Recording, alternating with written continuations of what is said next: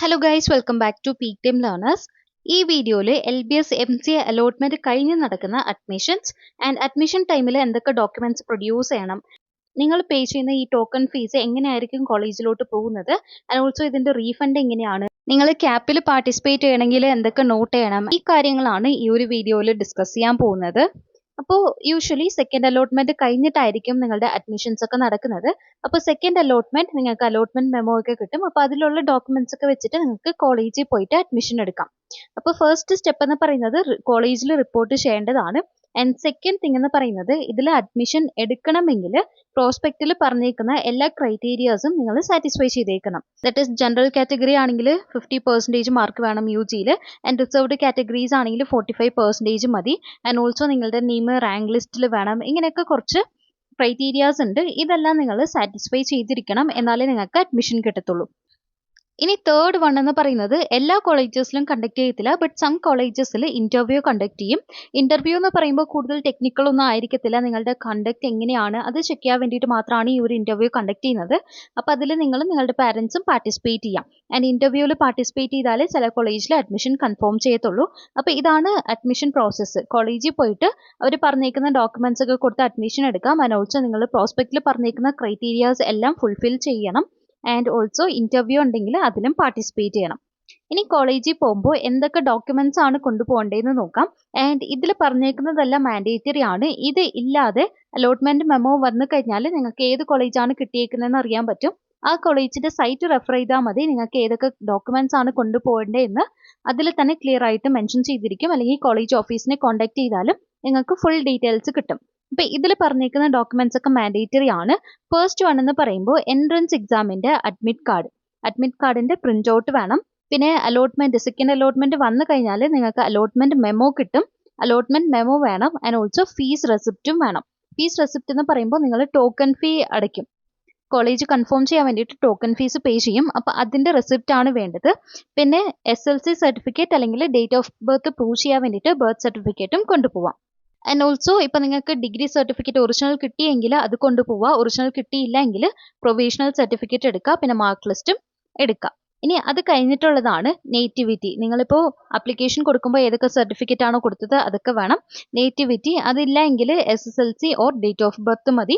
And also ഇപ്പോൾ category SC/ST ആണെങ്കിൽ അവരുടെ ആ കമ്മ്യൂണിറ്റി സർട്ടിഫിക്കറ്റ്, വേറെ കാറ്റഗറി റിസർവേഷൻ ഉണ്ടെങ്കിൽ കാസ്റ്റ് സർട്ടിഫിക്കറ്റ്, പിന്നെ non creamy layer, and also income certificate. ഇതെല്ലാം നമ്മൾ രജിസ്റ്റർ ചെയ്തപ്പോൾ കൊടുത്ത സർട്ടിഫിക്കറ്റ്സ് ആയിരിക്കും. ഇതിൻ്റെയൊക്കെ കോപ്പി കൊണ്ടുപോകണം. ആൻഡ് ഓൾസോ നിങ്ങൾ പാസ് ഔട്ട് ആയ ആ ഒരു കോളേജിൽ നിന്ന് TC ആൻഡ് CC വേണം. TCക്ക് എക്സ്പയറി ഡേറ്റ് ഇല്ല, ബട്ട് കണ്ടക്ട് സർട്ടിഫിക്കറ്റ് 6 months വരെ വാലിഡിറ്റി ഉള്ളൂ. അപ്പോൾ 1 year ഗ്യാപ്പ് ഉള്ള സ്റ്റുഡൻസ്, അല്ലെങ്കിൽ 1 year അല്ലെങ്കിൽ അതിൽ കൂടുതൽ ഗ്യാപ്പ് ഉള്ള സ്റ്റുഡൻസ് ആണെങ്കിൽ അഗെയിൻ ഒരു കോണ്ടാക്ട് സർട്ടിഫിക്കറ്റ് വാങ്ങിക്കണം പുതിയതായിട്ട്.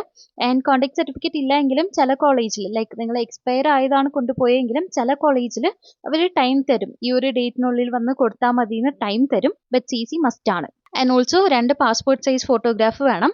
ആൻഡ് ഇക്വലൻസി സർട്ടിഫിക്കറ്റ് ആർക്കാണ് വേണ്ടതെന്ന് വെച്ചാൽ UGC റെക്കഗ്നൈസ് ചെയ്യാത്ത യൂണിവേഴ്സിറ്റിയിൽ പഠിച്ച സ്റ്റുഡൻസ് ആണെങ്കിൽ അവർക്ക് ഈ ഇക്വലൻസി അല്ലെങ്കിൽ എലിജിബിലിറ്റി സർട്ടിഫിക്കറ്റ് വേണം.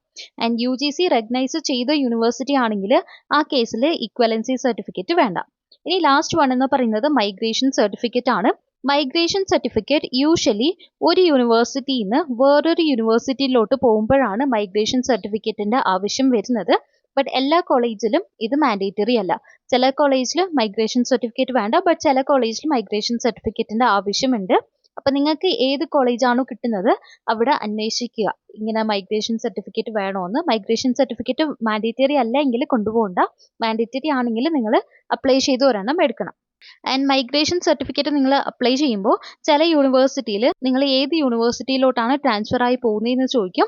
ആ കേസിൽ നമുക്ക് അലോട്ട്മെന്റ് ഒക്കെ വന്നു കഴിഞ്ഞാലേ അപ്ലൈ ചെയ്യാൻ പറ്റത്തുള്ളൂ. ഇനി ചില യൂണിവേഴ്സിറ്റിയിൽ അതൊന്നും ചോദിക്കത്തില്ല. ഏത് യൂണിവേഴ്സിറ്റിയിലോട്ടാണ് നമ്മൾ പോകുന്നതെന്നൊന്നും ചോദിക്കത്തില്ല. അങ്ങനെയാണെങ്കിൽ നേരത്തെ എടുത്തു വെക്കുന്നതായിരിക്കും ബെറ്റർ. സോ ഇതൊക്കെയാണ് ഇമ്പോർട്ടൻ്റ് ആയിട്ടുള്ള ഡോക്യുമെന്റ്സ്. ഇനിയും ഡോക്യുമെന്റ്സ് കാണും. അത് നിങ്ങളുടെ അലോട്ട്മെന്റ് മെമ്മോ അല്ലെങ്കിൽ കോളേജിന്റെ വെബ്സൈറ്റ് വഴി നിങ്ങൾക്ക് അറിയാൻ പറ്റും. ഇനിയുള്ള ഒരു ഇമ്പോർട്ടൻറ്റ് നോട്ടാണ്, നിങ്ങളിപ്പോൾ സെൻട്രലൈസ്ഡ് അലോട്ട്മെന്റ് പ്രോസസ്സ്, ഈ LBS കണ്ടക്ട് ചെയ്യുന്ന അലോട്ട്മെന്റ് ത്രൂ ഒരു കോളേജിൽ അഡ്മിഷൻ എടുത്തു എന്ന് വെക്കാം, ABC. അഡ്മിഷൻ എടുത്തു കഴിഞ്ഞിട്ട് നിങ്ങൾക്ക് ഈ കോളേജിൽ നിന്ന് മാറണം. നിങ്ങൾ XYZ എന്ന് പറഞ്ഞിട്ട് ഒരു കോളേജിലോട്ടാണ് പോകുന്നത്. ബട്ട് LBS ത്രൂ അല്ല പോകുന്നത്, അലോട്ട്മെന്റ് ത്രൂ അല്ല, അല്ലാതെ തന്നെ നിങ്ങൾ ട്രാൻസ്ഫർ ആവുന്നു വെക്കാം. ആ കേസിൽ നിങ്ങൾക്ക് ബാക്കിയുള്ള LBS കണ്ടക്ട് ചെയ്യുന്ന ഫർദർ അലോട്ട്മെന്റിൽ പാർട്ടിസിപ്പേറ്റ് ചെയ്യാൻ പറ്റൂല. ബിക്കോസ് ഫസ്റ്റ് നിങ്ങൾ ജോയിൻ ചെയ്തത് LBS കണ്ടക്ട് ചെയ്ത അലോട്ട്മെന്റ് ത്രൂ ആയിരിക്കും. അവിടെ നിന്ന് TC വാങ്ങിച്ചിട്ട് അലോട്ട്മെന്റ് ത്രൂ അല്ലാതെയാണ് നിങ്ങൾ വേറൊരു കോളേജിൽ പോയി ജോയിൻ ചെയ്യുന്നതെങ്കിൽ ആ കേസിൽ ഫർദർ അലോട്ട്മെന്റിൽ നിങ്ങൾക്ക് പാർട്ടിസിപ്പേറ്റ് ചെയ്യാൻ പറ്റൂല.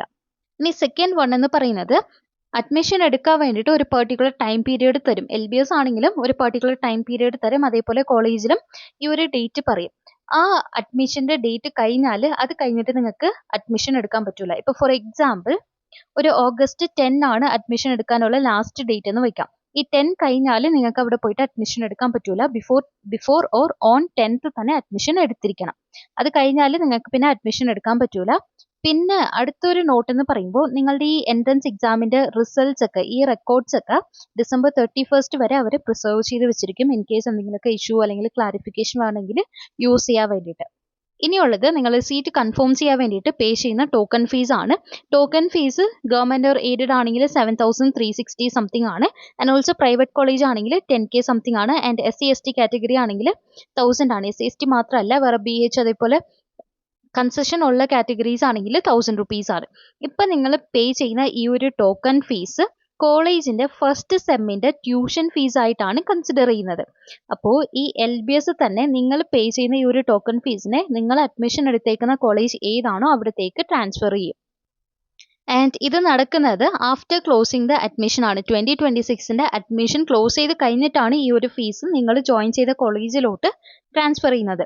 ഇനി നെക്സ്റ്റ് വൺ ആണ് റീഫണ്ട് ഓഫ് ടോക്കൺ ഫീസ്. നിങ്ങൾ ടോക്കൺ ഫീസ് പേ ചെയ്തു, ബട്ട് അവർ പറഞ്ഞിട്ടുള്ള ആ ഒരു ടൈമിൽ നിങ്ങൾ അഡ്മിഷൻ എടുത്തില്ല, അല്ലെങ്കിൽ അഡ്മിഷൻ ക്യാൻസൽ ചെയ്യാനോ ഒരു വേറെ കോളേജ് കിട്ടിയെന്ന് വെക്കാം.